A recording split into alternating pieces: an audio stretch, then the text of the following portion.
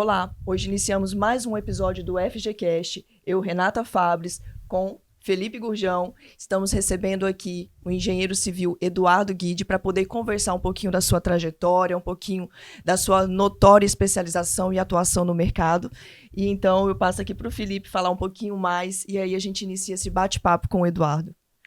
É isso mesmo, eu sou o Felipe Gurjão, como a Renata já falou, e a gente vai hoje ter o prazer de receber aqui o Eduardo Guide, um amigo, parceiro aí de todas as horas, nessas demandas públicas, e eu vou devolver a palavra para ela falar o currículo do Eduardo.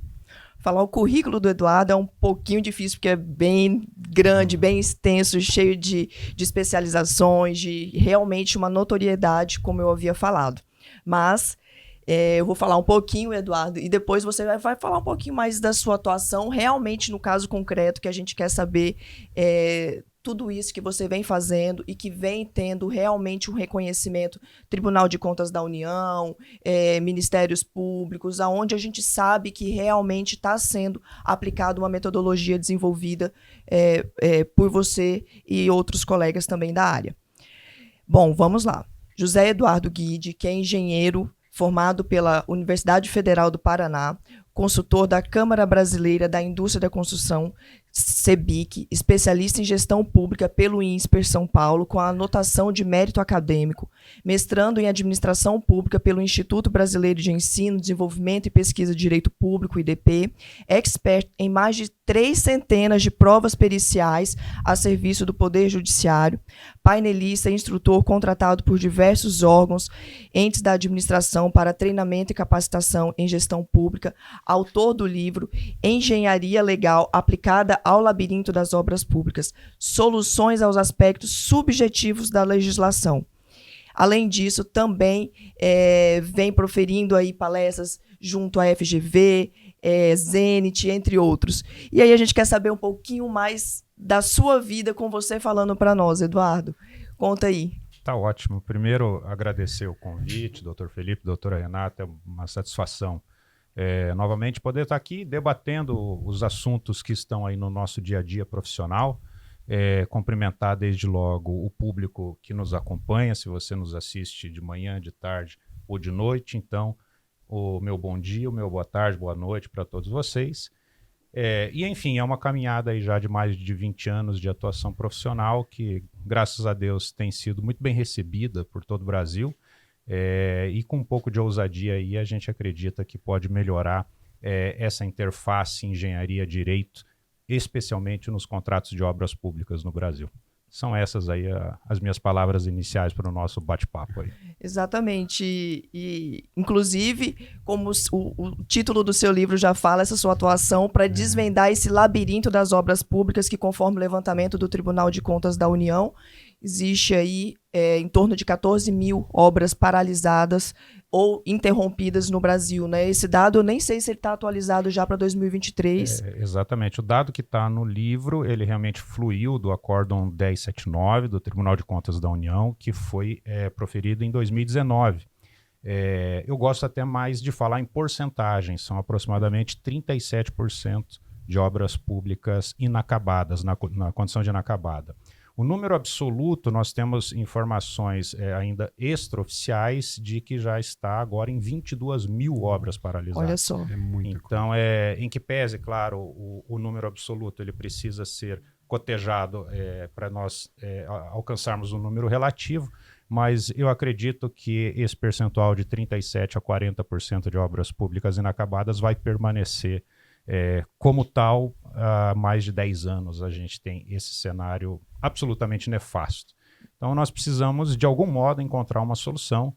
Eu acho que cada profissional contribuindo da melhor maneira, a gente precisa sair disso. Se a gente comparasse com a iniciativa privada, uma empresa que tem aproximadamente 40% dos seus negócios paralisados, certamente já teria aí decretado a sua falência.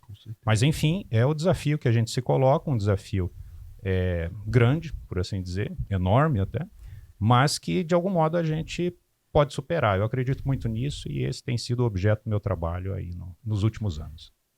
Maravilha. Eu acho interessante, sabe? Assim, muito curioso. A gente atua bastante com essa questão das obras públicas aqui no escritório, especificamente aqui em Rondônia. E a gente tem a impressão que aquele quesito de sustentabilidade, né, do processo licitatório das obras públicas, ele não é observado. Porque a gente sabe, o procurador, né, que está ali representando ou a prefeitura, ou o estado, ou a autarquia, ele vai defender o lado do estado, né, do ente público. Mas, por outro lado, ele não pode defender sangrando o empresário, né, a empresa que faz aquele serviço. Porque ele está acabando com o ciclo de sustentabilidade ali, né? Por um outro lado, é aquela empresa que está pagando imposto, que está gerando renda, que está dando emprego.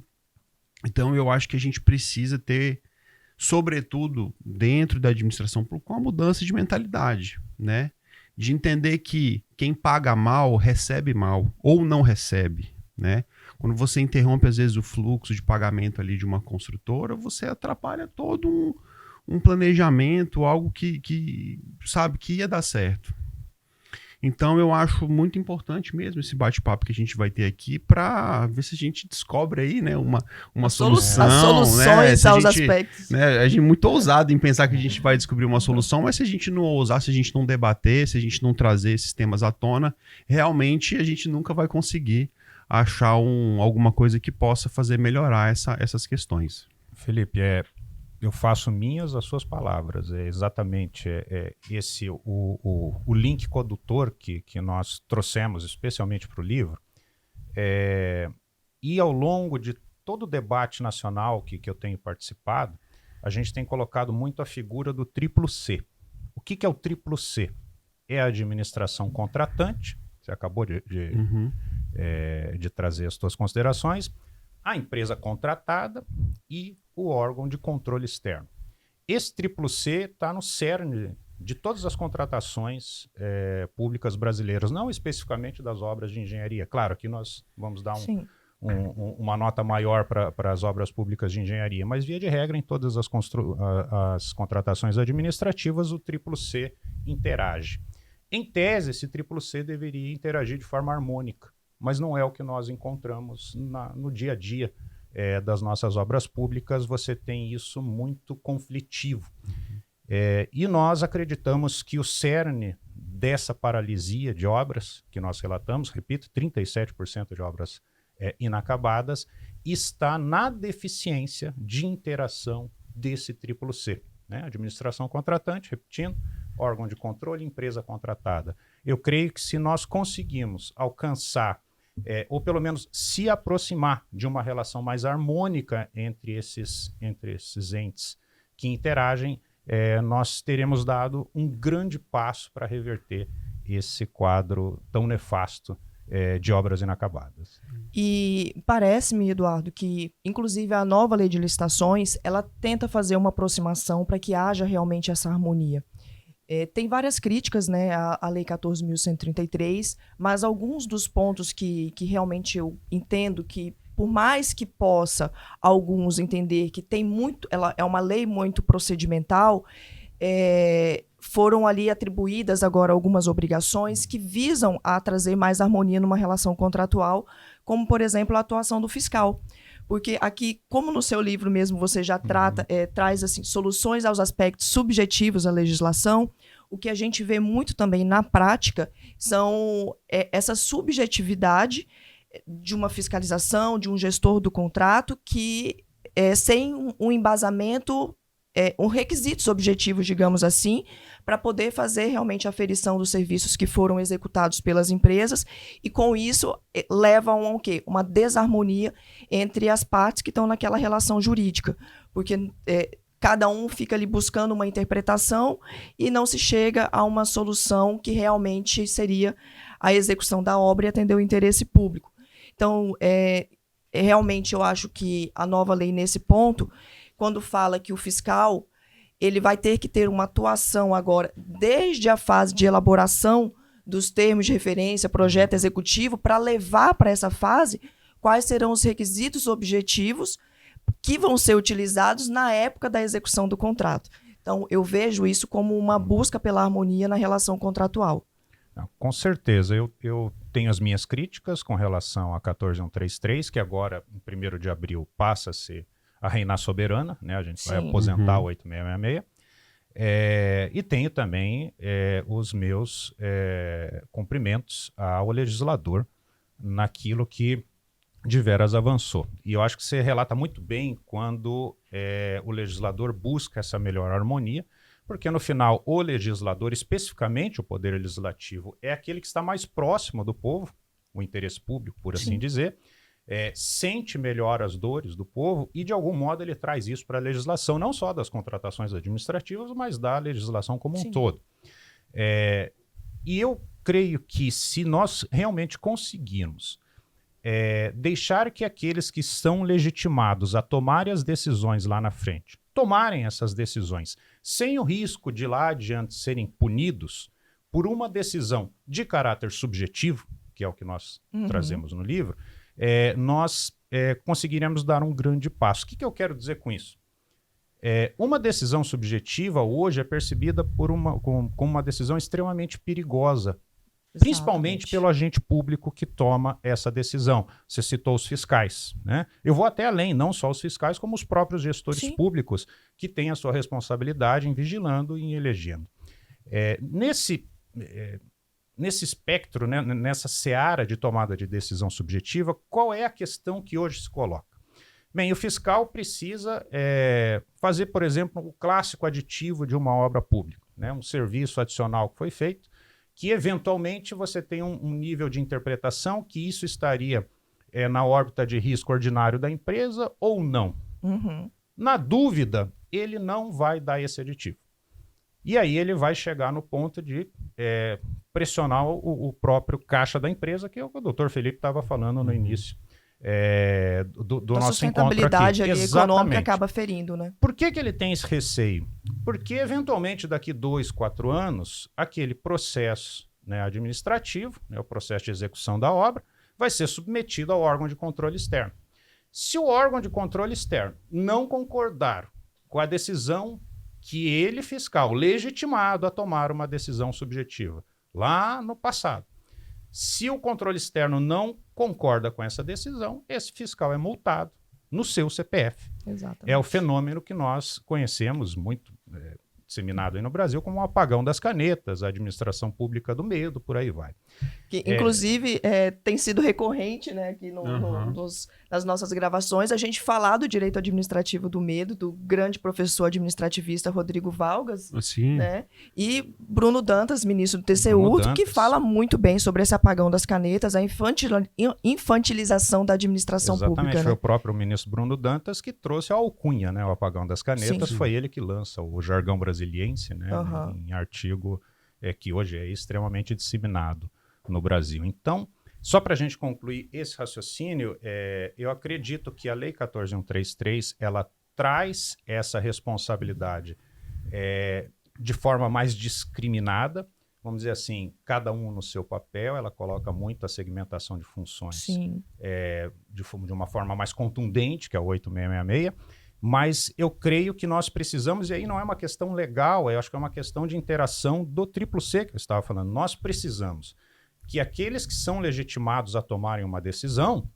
desde que essa decisão seja devidamente fundamentada sob aspectos técnicos e legais, ainda que o controle externo não concorde com aquela escolha que foi feita adiante, mas que ele vai ser, necessariamente ele precisa recepcionar essa decisão, se ela for uma decisão legítima, né? A gente poderia até voltar lá na teoria do probabilismo, lá ainda, né? Tipo, no final da Idade Média, no sentido de que em diversos julgamentos, se uma tese, se uma situação fosse provável, ela deveria ser aceita, por menor que fosse a possibilidade estatística daquilo ser verdade, daquilo ser justo, né?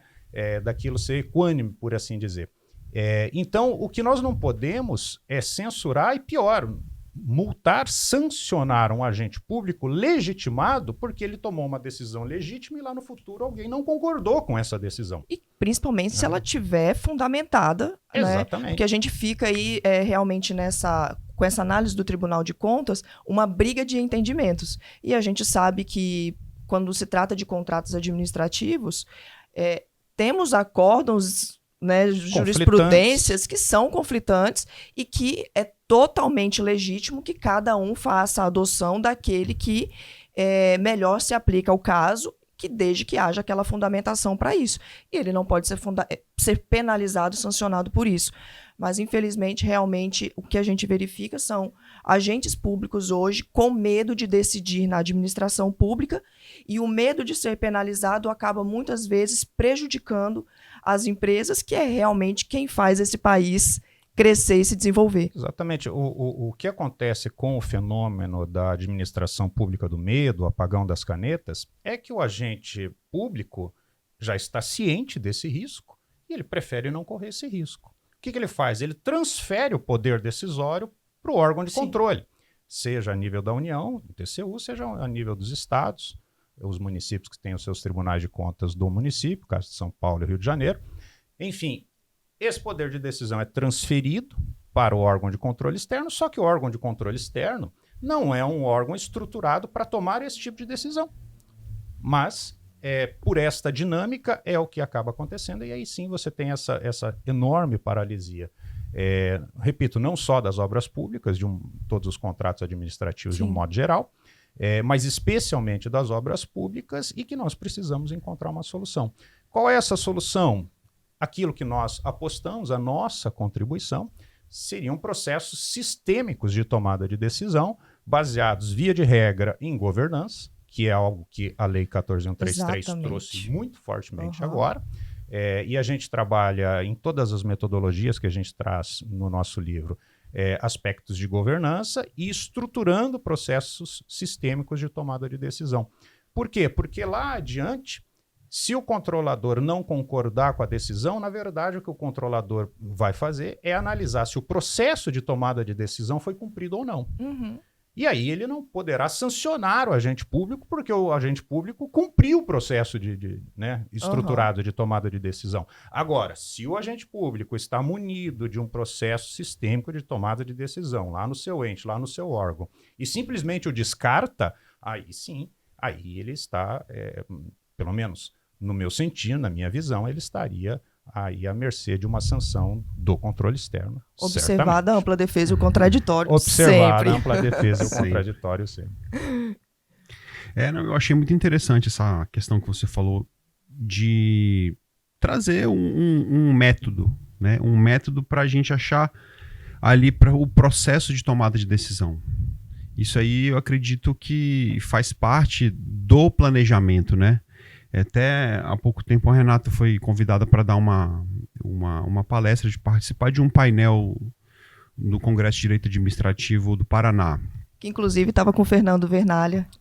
Grande Fernando Vernalha, aí, claro, uma pausa para citar o doutrinador, companheiro meu de alguns eventos lá da CEBIC, a Câmara Brasileira da Indústria e Construção, e alguém aí que eu não só admiro, mas como cito, dia sim, dia também, nos meus pareceres. Não, legal, foi extremamente frutífera assim, essa participação nesse evento. E a Renata se preparando ali para dar palestra e tal, e a gente debatendo sobre o tema, e eu comecei a refletir assim, o brasileiro, sobretudo o brasileiro, ele é profissional em improvisar. Ele não planeja. Então, ele estruturar um processo de tomada de decisão é essencial. Inclusive, eu acho que essa modificação na lei de incluir lá o planejamento, né, é para deixar ali taxado, para deixar ali, olha, se você não planejar, se você tapar os olhos e fizer a cegueira deliberada e não se preocupar, não, seja o que Deus quiser, vamos tocar o barco, porque aqui é administração pública e tal. Aí, acredito até que é motivação para a pessoa, a gente responder por improbidade, né? Então, eu acho que essa questão do planejamento incluída na lei, para ficar lá expresso, foi proposital nesse sentido. A ausência do planejamento se caracterizar como um erro grosseiro, né? E a gente já sabe que o erro grosseiro ele leva a possíveis responsabilizações pela improbidade. Tem sido defendido isso, então é um grande alerta para gestores públicos, para ordenadores de despesa que realmente invistam na capacitação dos seus agentes públicos, todos que fazem parte dessa cadeia de relacionamento, né, com as licitações, desde a fase de licitação, de elaboração dessa licitação até a fase de recebimento final, porque realmente hoje a falta disso, ele poderá levar a possíveis sanções de responsabilização, e que essa lei ela tem esse intuito de muito mais severo do que a nossa legislação 8666, né? Então, realmente tem que ficar esse alerta para os gestores. Isso. Eu queria só fazer um complemento nesse ponto, porque aqui eu sou fã e crítico da 14133 ao mesmo tempo. Igualmente. Né? Nós todos. Mas especificamente nesse ponto do planejamento, que é fundamental para qualquer atividade que você vai fazer na sua vida, quiçá na administração pública.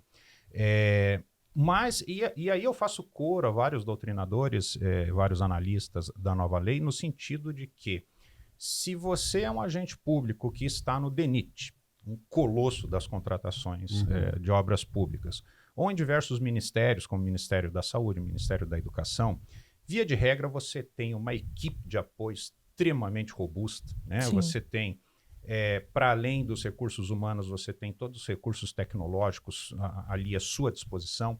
Então, esse planejamento ele quase flui de forma automática, dentro de um processo que também já é praticamente sistematizado em todos esses órgãos e entes.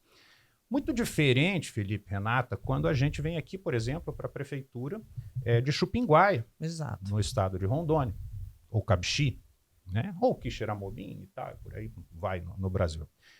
Via de regra, esses pequenos municípios não dispõem da mesma estrutura que um DENIT, né? Na mesma estrutura que o Ministério da Educação. E aí, não é possível que a gente vá exigir o mesmo nível de planejamento daquele que está devidamente equipado e estruturado, daquele que infelizmente não está, né? É claro que nós também não podemos fechar enquanto, vamos dizer assim, os administradores, os agentes públicos de controle não podem fechar os olhos no sentido de que eles podem ou devem permanecer ad eternum, nessa condição. Nessa condição. Mas, no momento que você vai executar uma auditoria, você precisa relevar isso, você precisa considerar isso via de regra. As circunstâncias devem ser relevadas. Específicas. Como que a gente consegue mitigar isso?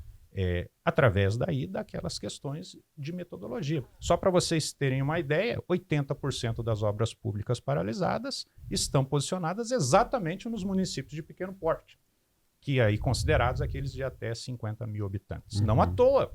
Porque, via de regra, além do município de pequeno porte não deter a estrutura necessária para um planejamento mais refinado, via de regra, as empresas que vão ser contratadas também não são as empresas mais robustas. Então, aí você tem o cenário perfeito para paralisia, né? Via de regra, esses recursos vêm de Brasília, mediante convênio ou repasse, e aí eles são auditados pelos melhores técnicos aí vem CGU, vem Caixa Econômica, vem né? fiscalização de todos os lados. Claro, né? Sem demérito nenhum daqueles que atuam em outros órgãos de fiscalização e controle, mas o Tribunal de Contas da União, o presidente Bruno Dantas, é quem hoje praticamente detém, né, tipo, o arcabouço racional de toda a interpretação dos contratos administrativos com os melhores quadros da União. E ainda que viessem as melhores empresas que nós temos no país para poder executar essas obras nesses pequenos municípios, Eduardo, penso ainda que ainda haveriam problemas. Por quê? Muitas vezes esses municípios não são eles que elaboram os seus projetos executivos, porque eles não detêm essa capacidade técnica, não detêm recursos humanos, equipamentos suficientes para poder fazer todos os levantamentos necessários. Esses projetos, por vezes, eles são até cedidos ou doados, né, de alguma forma por alguma associação de municípios ou por outros entes, e que não são adequados às circunstâncias daquela localidade, como, por exemplo, de repente não foram feitos levantamentos topográficos necessários. E aí chega a melhor empresa que existe para poder executar essa obra, ele vai entrar, vai apontar falhas no projeto executivo, e essas falhas no projeto executivo, como a gente sabe, vai levar ao labirinto das obras públicas, que aí aqui eu gostaria que a gente começasse a falar desses problemas, que é onde a gente começa a discutir questões de termos aditivos, demora na tramitação, interrupção de fluxo, que são coisas que você trata também muito bem, né? Exatamente. E aí, como a gente já abordou a questão de governança, abordamos a questão de planejamento, o que nós trouxemos nas metodologias que constam no livro é o outro componente que a 14133 também trouxe. Sim. E aí, muito capitaneada pelo TCU, tem muito do TCU na 14133, sim, que se chama risco. Né? O risco, se você não considerar no processo de tomada de decisão e até mesmo no processo de planejamento, você acaba nivelando todo mundo no mesmo patamar. Mas aí pergunto para vocês, pergunto para o nosso público. O risco que o interesse público, por assim dizer, está disposto a assumir a execução de uma praça de lazer, por exemplo, seria o mesmo risco que ele estaria disposto a construir um hospital de urgência ou emergência, um hospital, por exemplo, na época da pandemia, nós tivemos hospitais que foram edificados de campanha, que 30 dias. Né? Fala-se tanto de uma reportagem do Japão, onde houve um buraco numa determinada estrada, uma cratera, e em uma semana eles... Como se a nossa engenharia não tivesse a mesma capacidade da engenharia do Japão. Nós fizemos durante a pandemia hospitais em 30 dias. E não foi um, foram vários que nós fizemos. Então a nossa engenharia tem essa capacidade. Agora, se eu não coloco o componente risco no processo de tomada de decisão de uma obra pública, repito, eu vou nivelar o risco de um mesmo modo e a capacidade que eu tenho, que eu entrego para um agente de tomada de decisão, fica praticamente anulada. Porque se nós não estamos dispostos a correr risco nenhum em termos, por exemplo, financeiros ou econômico-financeiros na construção de uma praça de lazer, que não é algo, por assim dizer, estou assumindo, não é tão urgente para a comunidade, então eu posso desenvolver, eu posso maturar esse projeto da melhor maneira possível e atingir o nível máximo de precisão, atingindo quiçá até o nível de um projeto executivo, antes de fazer esse procedimento licitatório, passando por todos os checks e tal, por aí vai. Eventualmente, num hospital ou numa estrada de acesso a uma comunidade que está precisando, talvez eu precise correr ou eu estou disposto a correr um risco maior. Ao correr um risco maior, eu preciso estar ciente que o meu nível de precisão necessariamente vai ser menor. Só que isso não pode ser objeto de censura. Desde que você, desde lá, né, na fase de planejamento, tenha deixado claro qual é o risco que você está correndo. E aí a 14133 traz, só que de uma forma daí, na minha visão, subliminar, ou pelo menos interpretativa, mas traz muito forte, objeto de trabalho meu agora, né, nesses últimos meses, que é a teoria dos contratos incompletos. Teoria dos contratos incompletos, resumidamente, as partes conscientemente deixam para tomar decisões que eventualmente tenham que ser tomadas, aí estamos falando de risco extraordinário, lá no momento que o risco extraordinário se materializar, caso ele se materialize. Porque daí eu não preciso endereçar isso desde sempre. Ou seja, porque se eu endereçar risco, a própria 14133 fala isso no seu capítulo específico de alocação de riscos, eu tenho que precificar o risco. O risco ele tem que realmente ser compensado de uma forma que é financeira, econômica. Né? Só que do jeito que está hoje, aí a minha grande crítica, o agente público com tanto medo, ele vai fazer basicamente o seguinte, ele vai endereçar todos os riscos para a empresa. O que a empresa vai fazer? Vai precificar. Sim. Né? Em que pese a própria administração pública, a 14133 fala que você, administração pública, precisa precificar esse risco, precificação de risco é algo muito difícil de ser feito. Imagina, repito, na prefeitura lá de Chupinguá, Cabixi e Quixeramobim, não vão precificar, a verdade é essa. E sem falar ainda da fiscalização dos órgãos de controle externo, nós temos também uma fiscalização da sociedade, que quando ela vê que todas as obras públicas elas têm que ter publicidade, por isso que a gente vê aquelas placas em qualquer obra pública, quando passa qualquer cidadão que vê, nossa, essa obra custa 30 milhões numa praça. O exemplo da praça que talvez nem seja tão adequado, porque o risco, a gente, como conversou aqui agora, seria menor, mas vou mudar aqui para um hospital, que o risco alocado ele é maior. Então, verifica o valor daquele hospital e fala, nossa, mas que absurdo, 30 milhões para a execução desse hospital. Se fosse executado aqui pelo privado, para privado, seria a metade do preço. Por quê? O risco, né, não está alocado para a execução de uma obra pública.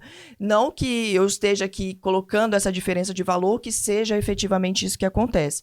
mas a gente sabe que existe críticas da sociedade justamente por também não entender todos esses riscos que o empresário ele assume para si, para sua empresa, quando ele assina um contrato com a administração pública. Exatamente. Mas eu queria pegar o teu gancho agora, Renata, para... eu sou crítico, a gente está falando do triplo C. Sim. Eu sou crítico também às empresas contratadas. E fala-se muito que, eventualmente, a administração privada consegue atuar de forma melhor que a administração pública, mas eu coloco alguma vírgula, eu coloco algumas aspas. Via de regra, nós temos um número mágico na cabeça que, no Brasil, a cada 2 anos, fecham-se 3 empresas de 5 que são abertas, algum número nesse sentido. Ora, se fecha tanta empresa assim, aí eu preciso colocar, pelo menos, em perspectiva que a administração privada é tão boa assim em relação à administração pública. Na realidade, você não pode nem comparar, são questões diferentes, entendeu? Então, mas eu gosto de fazer essa provocação porque o esforço para solucionar o problema das obras públicas inacabadas precisa dos 3. Então, nós estamos falando aqui, falamos do controle externo, da questão do apagão das canetas, falamos da administração contratante, de um melhor planejamento, mas nós precisamos falar das empresas também, que também precisam planejar melhor, que também precisam entender melhor o arcabouço normativo de uma obra pública, né, que não dá para você entrar numa contratação pública, sei lá, colegas meus engenheiros saindo da faculdade, abre a sua empresa e de repente já está fazendo uma obra pública sem sequer saber o que é uma lei 8666 e uma 14133. O resultado não pode ser outro se você entrar de qualquer jeito, né, nesse mundo da licitação. Concordo inteiramente com isso. A gente está... O meu exemplo aqui foi considerando como se todas as empresas executassem perfeitamente e tivessem realmente esse planejamento. Mas sempre quando eu falo sobre planejamento, inclusive que a 14133 ela trouxe o princípio do planejamento de forma muito incisiva ali, né? Eu uso esse princípio do planejamento para as empresas privadas também, que é falando exatamente isso que você falou. Porque empresas aventureiras, elas não conseguem sobreviver fornecendo para a administração pública. E veja bem, a empresa que é séria mesmo, que consegue se planejar, ela vai ver que o custo, o lucro de concretar, de construir um hospital, no final ali, talvez seja proporcionalmente o mesmo lucro de construir uma praça. Só que para construir a praça o risco é muito menor. Então por que ela vai se dedicar e se arriscar a uma obra muito mais complexa se ela pode ganhar proporcionalmente a mesma coisa para executar algo bem mais simples? E aí acaba ficando espaço para empresas que não são tão experientes, né? Que estão ali às vezes se aventurando. Então essa questão aí, avaliação risco, né, realmente tem que ser feita ali pelo triplo C, né? A administração pública tem que ter essa consciência também que está embutido naquela complexidade, tem que estar embutido naquela complexidade, naquele risco maior, um lucro maior, né? A gente não pode criminalizar o lucro, né, das empresas, do prestador de serviço que está fazendo para a administração pública. Não é porque está trabalhando para a administração pública ele tem que ganhar pouco, né, trabalhar de graça. Não é isso. Eu acho que tem que ter a gente tem que prestar atenção nisso. Felipe, você tocou num ponto que é sensível e eu faço coro às suas palavras, porque o lucro no nosso país, e não é só na administração pública, é visto como uma coisa ruim.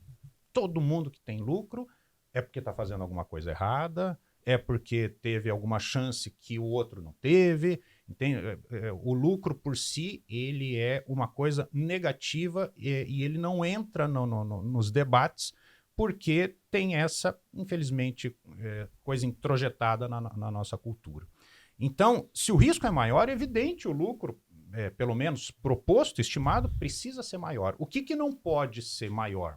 O preço de mercado. Então, o preço de contratação da administração pública tem que ser o preço de mercado. E como é que eu sei o preço de mercado? Poxa, decreto 7983, para quem está começando agora, regulamenta todas as contratações aí da União, mas é seguido, via de regra, por estados e municípios. Tá?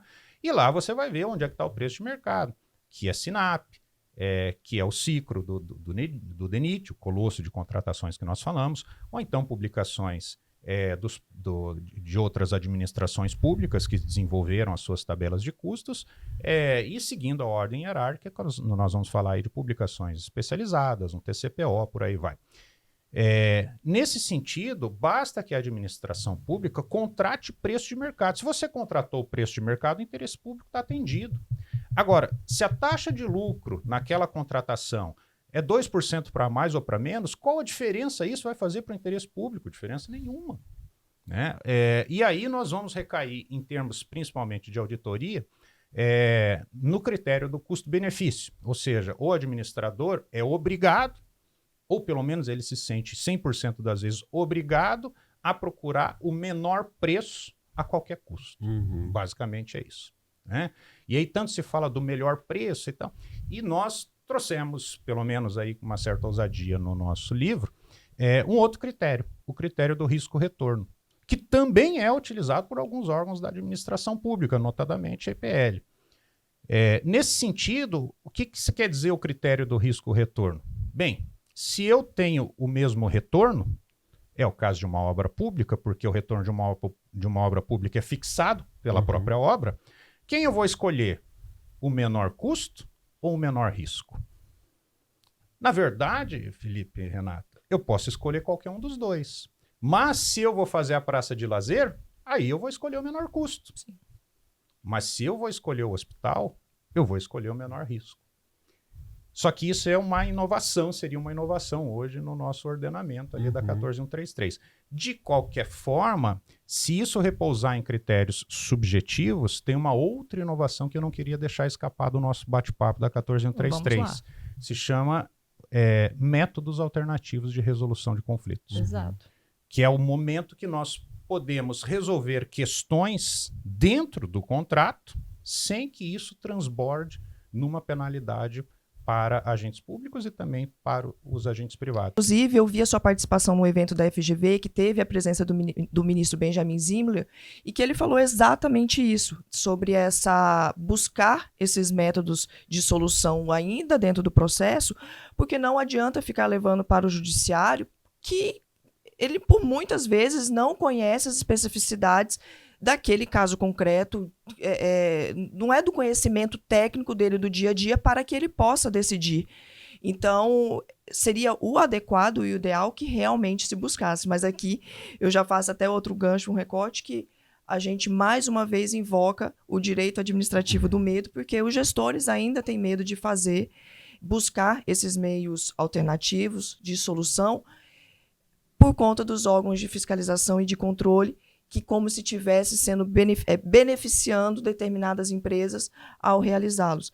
Então, eu gostaria muito, sabe, Eduardo, que de fato houvesse essa implantação na administração pública, porque isso envolve menos custos para a própria administração, para a empresa, e busca-se atender realmente o interesse público com que as obras elas sejam finalizadas. Aqui eu vou trazer até um caso concreto para a gente discutir sobre situações que são idênticas em todo o país. Aqui no município, aqui em Rondônia tem um município do qual foi contratada uma praça pública, já que a gente está falando de praça. Houve a necessidade de ser feito o reajuste, a administração reconheceu essa necessidade de ser feito o reajuste, só que precisaria, como se trata de um convênio, né, precisaria de haver uma anuência da administração pública federal. A administração pública simplesmente emitiu uma decisão de que não concordaria, e determinando que fosse feita uma nova licitação. Nós temos uma obra ali inacabada, em 40%, que já previa a necessidade do reajuste, devidamente reconhecido por conta da anualidade da proposta. Porém, um entendimento da União falou que era para encerrar o contrato e licitar de novo. Como se licitar novamente fosse fácil, acontecesse de um dia para o outro, e se fosse licitar, o preço seria mais barato do que aquele com o valor daquele contrato compensado com o desequilíbrio, né? Você vê, você traz um caso, eu já tive caso semelhante assim também, mesma coisa, né? E o que eu vejo muito é o seguinte: você tem uma leitura muito seca dos diplomas legais, muito direta, e que, via de regra, ou pelo menos em grande parte das vezes, acaba não atendendo ao interesse público. E aí você colocou, a administração sequer se preocupou se a próxima licitação seria por um preço maior ou menor. Você pode até contratar uma empresa menos robusta para executar. Você não sabe quanto tempo vai demorar para você conseguir realizar essa licitação. Nós sabemos que algumas licitações, às vezes, você deflagra ela, mas tem disputas judiciais, sim, ela demora anos. 1 ano, 2 anos, né? E por aí vai.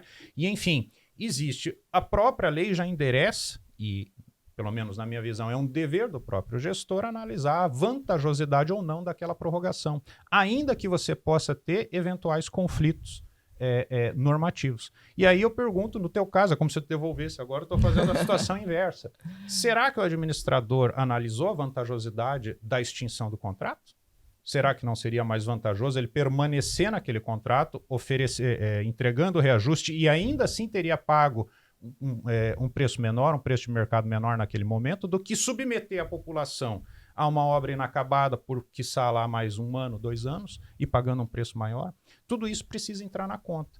Por isso que os métodos alternativos de solução de conflitos, eles têm o potencial de eficiência muito maior. É uma coisa muito precoce ainda na administração pública, ele já existe há mais de década aí na administração privada, tem funcionado na grande maioria dos casos, teve lá os seus problemas iniciais quando da implantação, mas hoje você já vê, em especial as grandes empresas e já as médias, todas migrando para resolver os seus conflitos dentro do contrato.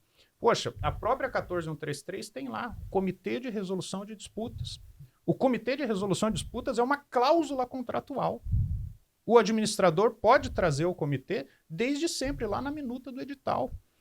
E isso é importante, porque você acabou de falar da justiça. A justiça, quando vai analisar o caso concreto, ela vai analisar 4, 5 anos depois que aquilo aconteceu. Que muitas vezes prejudica até a perícia, né? Claro que como que você vai fazer a perícia? A perícia, nós chamamos a perícia de um quebra-cabeça de 5.000 peças, onde te entregam 3.000. E raramente entregam mais que 3.000 para o perito. Então, o perito tem que montar aquele quebra-cabeça que está naturalmente incompleto. Agora, um comitê de resolução de disputas, repito, está lá na 14133, né? E se você implanta ele é uma cláusula contratual, ele está par e passo na sua obra. Ele está vendo, ele conhece as pessoas que estão ali na obra. Os engenheiros fiscais, ele conhece os engenheiros responsáveis técnicos pela execução, eles conhecem todo mundo, eles sabem exatamente o que está acontecendo. Então, eu creio que a 14133 ela caminhou muito bem nesse sentido de trazer instrumentos mais modernos para o desenvolvimento das nossas obras públicas. Cabe agora a esse CCC viabilizar a instrumentalização na prática de todos esses mecanismos. Eu fiquei cheio de perguntas aqui, de questões, e aí eu vou soltar todas elas e depois você vai respondendo conforme você achar. Mas eu fiquei pensando nessa questão, por exemplo, a obra está paralisada, encerra aquela licitação, inicia outra. Fica até difícil, eu acho que, de mensurar quem que vai dar a garantia daquela obra, né? Uma outra questão, esse comitê, a gente podia prever participação ali da sociedade civil, dos entes ali, do sindicato, talvez da construção, para nesse comitê a gente ter outros agentes outros que não agentes, para que seja algo mais democrático, porque a empresa que presta serviço para a administração pública, ela recebe o projeto muitas vezes, na grande maioria das vezes, da administração pública, executa. Se comete alguma penalidade, alguma coisa, ou se não comete, ou pede um reajuste, um direito dela, quem julga esse direito é a administração pública e sempre vai pender para a administração pública, não tem jeito, né? Então, eu acho que a participação de outros entes, que não apenas os servidores da administração pública, poderia deixar esse comitê assim, com uma decisão bem mais justa. E uma outra questão que é mais talvez um achismo, eu não sei se você tem essa média, mas até para quem quer iniciar nesse ramo de trabalhar, de fazer obras para a administração pública, a gente tem uma média do que é o lucro de uma obra pública de baixa, de média, de alta complexidade? Vamos lá. Primeira pergunta com relação à obra inacabada, retomada ao seu remanescente por outra empresa. Em termos de engenharia, isso é uma questão muito sensível, porque existe um documento que nós chamamos Anotação de Responsabilidade Técnica, a RT, a famosa RT para os engenheiros, que é registrada lá no nosso conselho de classe, onde você está dizendo para toda a sociedade quem é o responsável técnico pela execução daquela obra. Tá? Se a obra fica no meio do caminho e entra uma outra empresa, você vai ter um outro responsável técnico. Então, na prática, o que você tem é um responsável técnico, vamos dizer assim, do 0 ao 6, e do 6 ao 10 você tem outro responsável técnico. Agora, imagine isso uma obra de estrada, como a gente estava falando de DENIT. Então, o 0 ao 6 da estrada, vamos colocar que é a base da estrada. E do 6 ao 10, então, a capa, só para a gente deixar para o nosso público de uma forma mais didática. E daí, depois de entregue à estrada, feita por duas empresas diferentes, né? Uma que ficou no meio do caminho por motivo A, B ou C, e outra que executou o remanescente, mas dali 2, 3 anos aparece um buraco. Pergunto para você. E ainda Felipe, tem a outra que fez o projeto lá atrás. Tem mais né? que fez o projeto. Daí pergunto para você, Felipe, eu pergunto para você, doutora Renata, de quem é a responsabilidade pelo buraco? Aí a empresa que executou a capa vai dizer que a base não estava boa. Aí a empresa que executou a base diz que quem fez a capa não fez da maneira correta. Aí os dois também vão dizer que a culpa é do projetista, porque o projeto não previu a capacidade de drenagem da melhor maneira, e por aí vai. E aí o que sobra para o interesse público? O buraco. O buraco, que vai aumentando. Que vai aumentando. Então eles se multiplicam, né? Acho que eles vão dando cria e aonde sai um vai saindo 2, 3, 4. Então são essas ponderações que a gente acabou de falar, da vantajosidade para o interesse público, de você paralisar uma obra e contratar um remanescente com outra empresa. Tudo isso precisa ser ponderado. São esses os riscos que nós estamos agora há pouco falando, que precisam ser ponderados. Ora, você não precisa manter no canteiro de obras uma empresa que não vai dar conta do recado. Isso é uma coisa. Que não está cumprindo ali as normas técnicas, a BNT. Exatamente. Né? Agora, por formalismos, por decisões de caráter subjetivo, por interpretações possíveis da norma, você precisa relativizar isso mediante risco. E aí basta que você faça o gerenciamento do risco dessa decisão num processo sistêmico de tomada de decisão, governança.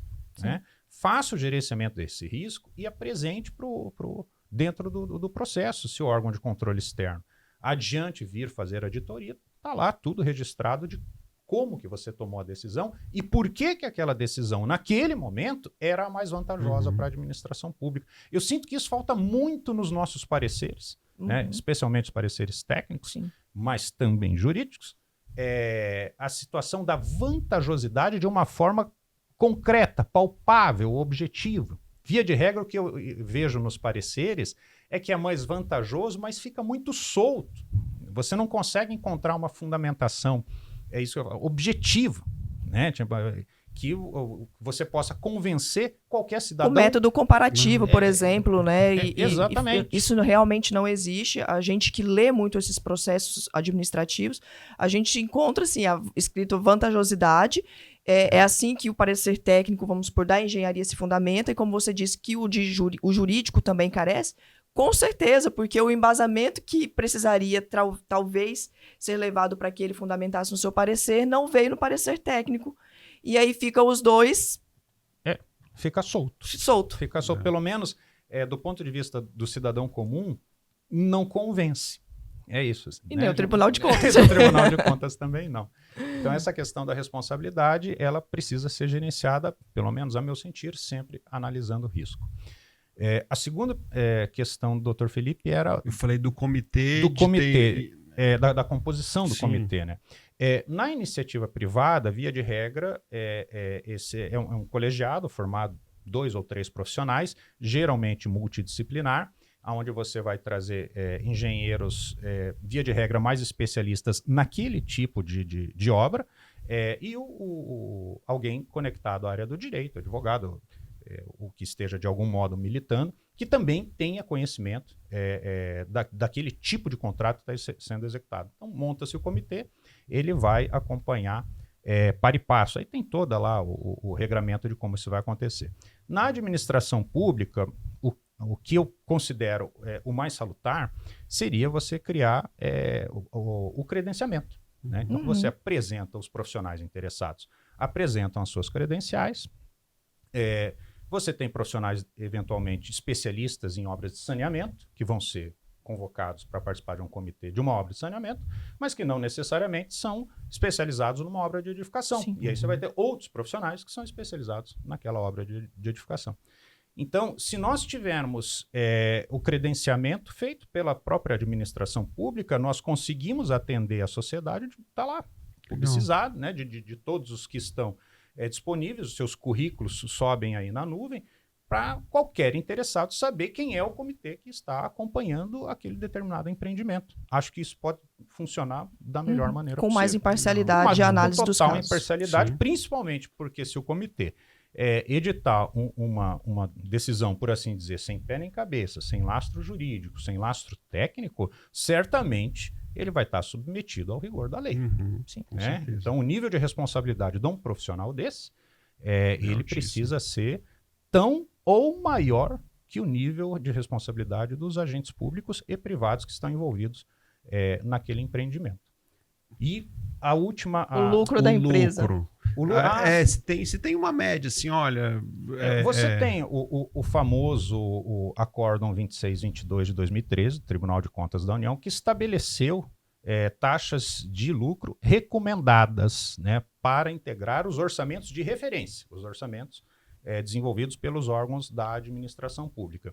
E aí ele tem essa faixa de lucro a depender do tipo de obra. Então está lá discriminado 5 tipos de obra, e para cada uma delas o que seria o que eles chamaram de quartis, né? Tipo o lucro mínimo e o lucro máximo, mas via de regra o próprio TCU orienta a adoção do quartil médio, né? Ou seja, do lucro médio, e ele tem uma faixa de valores ali.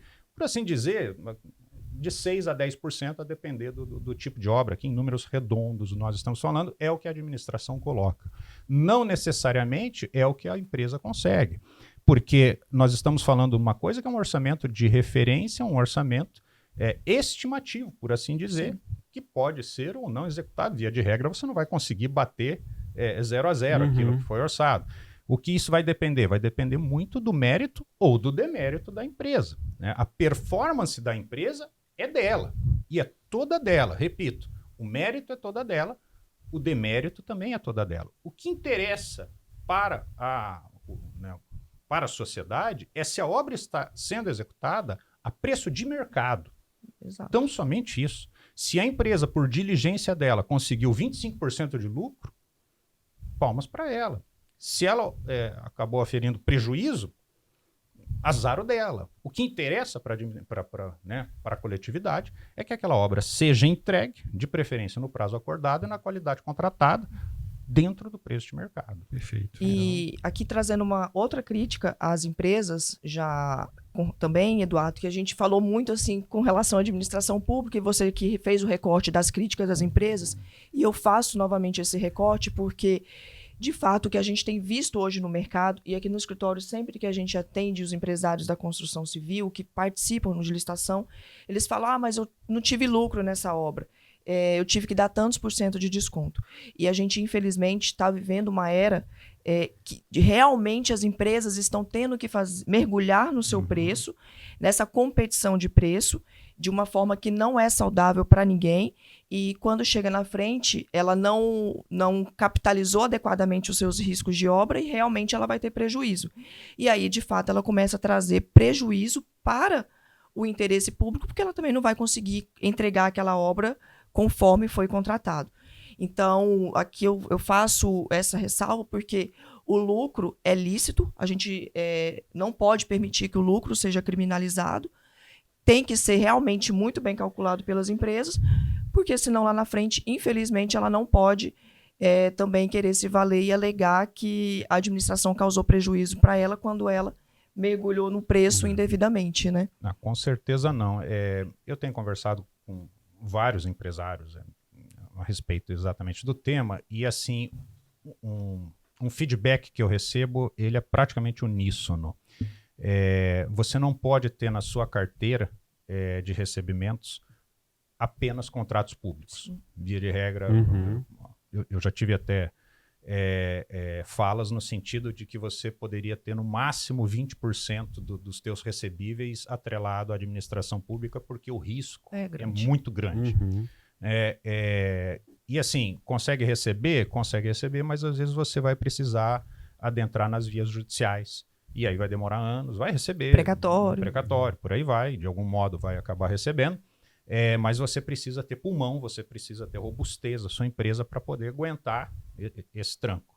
Então, vamos dizer assim, contrato público não é para fracos, entendeu? Se você tem 100%, e não são poucas empresas que têm 100% dos seus recebíveis apenas com contratos públicos, é preciso entender que você está submetido num cenário de risco muito grande, né? E aqui não estou falando de maldade, o nosso sistema, infelizmente, é assim. Vou te dar um exemplo. Na administração privada, se você deflagra o contrato, né, vocês assinam o contrato e inicia. Eventualmente, uma parte acaba descumprindo o contrato. Via de regra, todo contrato tem lá a cláusula sancionatória. Multa, por assim, só para a gente deixar reduzido. Na administração privada, eu posso acionar o contrato e te multar. Mas, num primeiro momento, os privados não fazem isso. Por quê? Porque pode ser que amanhã quem descumpra seja a outra parte. Então, o que acontece é que eu sei que eu tenho uma arma aqui, mas eu não vou atirar. Por quê? Porque o outro eu também sei que pode ser que amanhã ele tenha a mesma arma, ou talvez uma arma maior que a minha, e atire em mim. Então, as partes preferem não acionar os contratos. Tá? E aqui eu estou falando, para aqueles que são mais fãs, da teoria das interações estratégicas, a famosa teoria dos jogos. Né? Agora, na administração pública, e aí, claro, eu acabei de relatar aqui uma dinâmica, né, não de concorrência, mas sim de cooperação, o jogo de cooperação. Só que o jogo com a administração pública não é de cooperação, segundo a teoria dos jogos, né? Ele é conflitivo. Por quê? Porque no momento que uma empresa cometeu uma determinada, por menor que seja, uma determinada, descumpriu uma determinada cláusula contratual, é dever da administração pública sancioná-la. Sob pena de o agente público que não sanciona a empresa ser ele sancionado pelo controle externo. Ou seja, no menor descumprimento, a administração pública tem que atirar. Veja, então aquilo que era para ser um jogo cooperativo, e a gente fala tanto que as empresas são parceiras, a nossa própria legislação, ou pelo menos a interpretação da nossa legislação, transforma o jogo competitivo num jogo o jogo cooperativo num jogo competitivo. Por isso que é muito importante que os empresários tenham um domínio mínimo dessa dinâmica de como funciona um contrato na administração pública para não ficar submetido a um risco tão grande, né? Sob pena de ser, em alguns casos, até o impacto letal na sua empresa. Né? Bom, Eduardo, infelizmente, como eu disse, a gente precisa encerrar. Mas gostaria de te agradecer, dedicar um pouco o seu tempo para poder vir falar dessa sua atuação como assistente técnico, perito, escritor de livros, e trazendo realmente o seu conhecimento e nos auxiliando no dia a dia, na nossa prática, na nossa atuação. O livro Engenharia Legal Aplicada aos Labirintos das Obras Públicas é um livro que eu recomendo para todos os profissionais que atuam com contratos públicos, né? E posteriormente, vamos também apresentar o seu próximo livro e indicar que, com certeza, vai também contribuir muito para a nossa atuação. Então, mais uma vez, muito obrigada por a sua dedicação e a sua doação. Renata, é uma grande satisfação para mim. Para quem não conhece, eu e a doutora Renata, nós tivemos a oportunidade de militar, né, conjuntamente em órgãos públicos, ali na frente de batalha, né, por assim dizer. Então, nós já nos conhecemos há algum tempo, temos desenvolvido alguns trabalhos conjuntamente, estamos rodando o Brasil também. Então, eu costumo dizer que o convite de vocês, para mim, nunca é um convite, é sempre uma convocação. Então, eu sempre vou estar à disposição para atender da melhor maneira possível vocês, o público de vocês que nos acompanha. E, enfim, fica o convite aí para que juntos, né, todos nós e o público, possamos de algum modo, enfrentar aí o labirinto das obras públicas. E acabar com ele, que é o mais importante, né? De preferência, a gente conseguir acabar com ele. É verdade. E, Eduardo, só te agradecer. Faço aqui das palavras da Renata as minhas. É uma satisfação te receber aqui, um profissional altamente capacitado, muito requisitado, né? Então, você ter encontrado aí um espaço na sua agenda para vir aqui e participar desse momento com a gente, deixa a gente muito alegre e muito agradecido, tá? E eu tenho certeza que quem estava em casa aproveitou também, sanou várias dúvidas, esclareceu muita coisa. E a gente aguarda aqui para as próximas. Obrigado. E quem quiser acompanhar, encontrar o José Eduardo Guide nas redes sociais, como que vai fazer? Então, eu não sou o mestre das redes sociais, né? Tipo assim, eu sou meio que aquele engenheiro das antigas, né? Mas você pode encontrar um pouco do nosso trabalho, tanto no Instagram quanto no LinkedIn. É só você digitar o meu nome lá, José Eduardo Guide, engenheiro José Eduardo Guide. Certamente já vai ser ali dos primeiros retornos do Google, você vai, ou do LinkedIn, ou do Instagram, e você vai poder acompanhar o nosso trabalho. E se você tiver uma curiosidade maior, tem o nosso site do Engenheiro de Montreal, né? Também basta, você digita lá rapidinho, é o www.engenheirodemontreal.com. E lá a gente, além de trazer toda essa parte, né, tipo, claro, mais, vamos dizer assim, mais pesada, né, da doutrina, do arcabouço jurídico, dessa relação, dessa interface, né, do técnico jurídico, engenharia e direito, você vai poder encontrar também outras curiosidades, alguns posts rápidos, tem acho que mais de 200 posts sobre obras públicas.